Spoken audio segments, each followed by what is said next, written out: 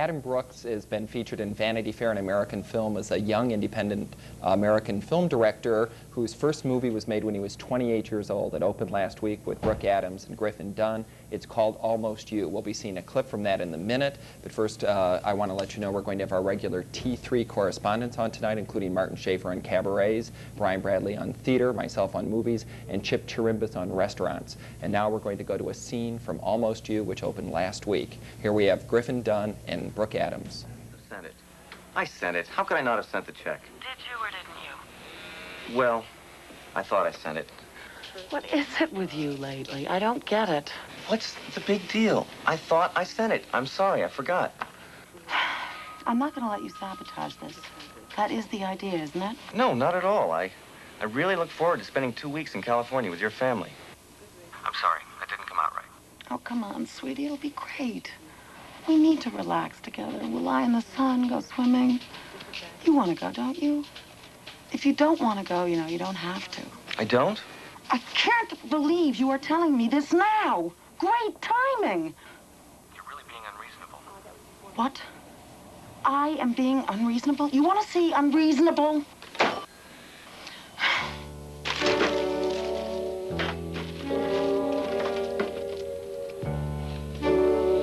Your wife on too. Why are you telling me this now, the day before we're going? All I'm saying is, you want to go. I don't. I'll just ruin it for you. You'll be with your friends and family anyway. Wait a second. Is this boys' code for the moment you tell me you want to get a... Absolutely not. No. Wrong. You want to see other people? That's not it at all. Well, what? It's got to be something. I just need some time. That does it. You are going to go because you promised me that you would go, so pack your bag. The only reason we wouldn't go now is if I don't want to go, and I want to go. I need a vacation. I need some time, too.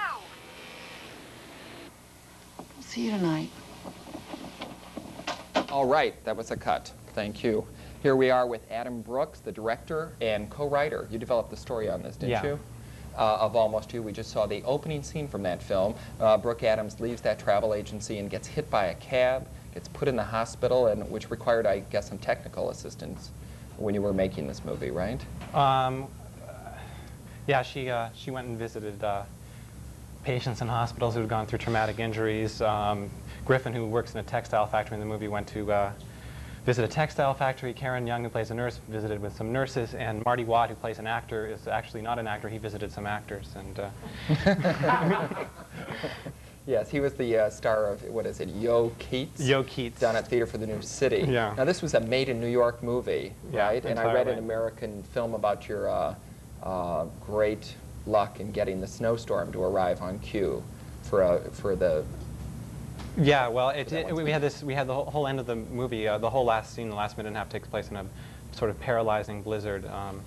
Griffin is supposed to run across the city, and while we were shooting, it never snowed. And we were thinking of going to Buffalo or someplace where there was lots of snow, and we saw a little smudge on the cable news map, weather map, on a Monday after we finished, and we decided it would hit by Thursday. And we went for it. We had a crew call at 12. It started snowing at 9:30. We were lucky. Now, this was your first film, Adam, and you were 28 when you were making this? 27. 27, okay. And you're working there with Brooke Adams, who's worked with Sam Shepard for a debut film, and Terrence Malick's Days of Heaven, and she's, you know, she was just seen last week on Lace 2 on television.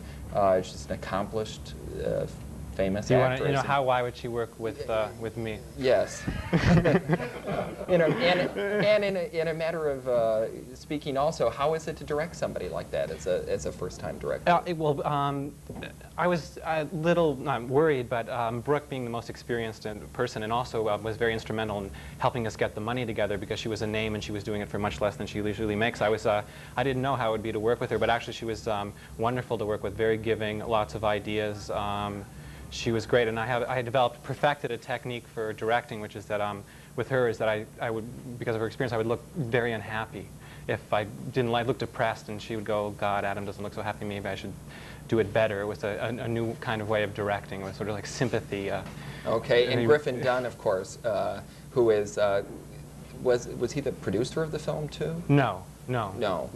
Okay, because he has produced. He has produced Baby, several It's films. You, and Chilly Scenes of Winter, and... The upcoming Scorsese movie was yeah, he in? no. Yeah, I worked on Baby, It's You as a script supervisor, and I met him then, and we became friends. And Okay, so this movie, he was strictly an actor. yeah, yeah. Uh-huh. So was there any problems there? Was it, I mean, a different technique? Well, no, I just think, you know, for... no, I like working with actors, and I think that if you enjoy working with them, and I also, as people, I like them very much, it becomes very easy. Acting isn't necessarily about controlling every movement and controlling everything that an actor does. It's about helping them, you know, find their way in a part and creating something that's in between what your idea originally is of the part and what they have to bring with it. The other thing was that the script was very much written with Brooke and Griffin and the other two leads in mind. So we always had their voices in our heads when we were writing the dialogue, and that made it much easier. I think, you know, if you like actors and you like working with them, it's an easy process, and I'm very happy with the acting in the film. I think I think they all did a very good job. I think Brooke is great in it. Especially, I liked her. It's very sardonic and very sexy, of course.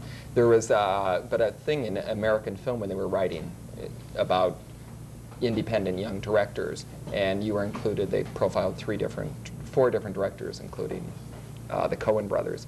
And you know, they said at one point the deal almost fell through because people out in Hollywood who had committed to the money for this all of a sudden said, "Wait, we're giving $1 million to these people who've never made a movie before." Yeah. Did you ever once have a feeling before you got on the set the first day that, can I really do this? Is this, you know? No, I felt very comfortable. It's nice directing. It's a very sort of, it's a kind of, felt like being 15 years old again. You're the center of the world. Everything you're doing it for the first time. You know, everything seems to be about you, and you know, in making your first movie, it's like, you know, your first tracking shot, it's like your first kiss, it's like, you know, your first fight with an actor is like your first pimple. I mean, it was all very exciting. Did you keep a diary? Yeah, and it's coming out, I think, at Harcourt Brace. And okay. And what about cutting it then? Did you find that you had to leave a lot of your best stuff on the, you know, scenes that you liked? Well, I mean, it's a very low-budget film, and there wasn't a lot of extraneous stuff. The one difficult thing about making a movie at this budget, especially with comedy, is that sometimes you want a little extra time, a few extra takes, just to hone it and get the timing right. And unfortunately, sometimes we didn't have that luxury. So the editing is very nice, very easy, relaxed time that I find very enjoyable. Now this is being distributed by 20th Century Fox, by a special division. There are TLC films within Fox to handle independent films. Does that mean now the rest of the country will and it'll go into video cassette? Well, it's playing in 4 cities right now. It's playing in New York, Dallas. Actually, I played in Los Angeles. I think it's not playing there anymore, and in Toronto. So like with a lot of small films, the release is gradual, it's careful. And the stars are obviously behind it. I know Brooke was here last week doing promotion. And yeah, eventually it'll be, I guess, on cable and in your video stores. Okay. Now, do you have plans for a second film? Bigger I budget? have not decided to go to law school and just give the whole thing up. Sure. No, I'm writing a script right now with a woman named Sarah Paley, and it's a love story about a sort of obsessive love and jealousy. It's a comedy. Okay. Okay. So will it be a New York comedy? It'll be a New York comedy, and I think some of it takes place in the Hamptons, just to get away for the weekend. All right. And we're going to see one more scene from Almost You before we finish, and then we'll be coming back with Brian Bradley and his guest from Big River. But coming up now, we'll be seeing, I think, the party sequence, which is one of the more amazing sequences in the film, in the sense that you have 6 actors, your 4 principals. 7 actors, actually. 7 actors in there, and it's sort of almost, I don't know, it's got a sort of Noel Coward feeling to it. Yeah, it was our challenge to ourselves, if we could make a scene that was 11 minutes long that took place at a dinner table work. And, and you did. Yeah, no, I think it's one of the best scenes in the movie. To set this scene up, we have the married couple we saw at the very beginning of the film, played by Brooke and Griffin, and they are there with their respective spouses. And here we've got it already. Hi, Buster. Nice to see you. Yeah, you too. Both of you. My hat. Erica! Bottle. Oh, how nice. Oh! Okay, I'll take all of it. Oh, thank you. You look great. Ugh. No, I mean it. You're home. What's with the chair? Helps me get around. Hi, David. Erica, hi. How are you? Comfortable? Oh, Lisa. Nurse. This is Maggie and David. Hi. Hi, Lisa, nurse. Hello. So how about a drink? Oh, yeah. All right. Late day. But that sounds great. No, it's not great. It's terrible. They're priming me to take over the entire company so that they can retire and go to Florida. So, it's a family business. You don't understand this at all, do you? Oh, come on. Hey, relax. Look, here's just the thing here. There it is. This isn't it.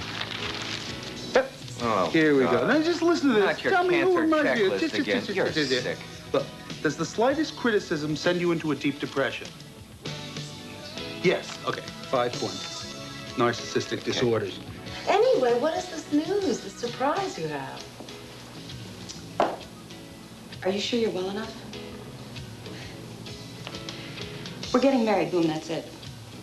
I mean, it's no big deal. I mean, we're already an institution. You're getting married? It's no big deal.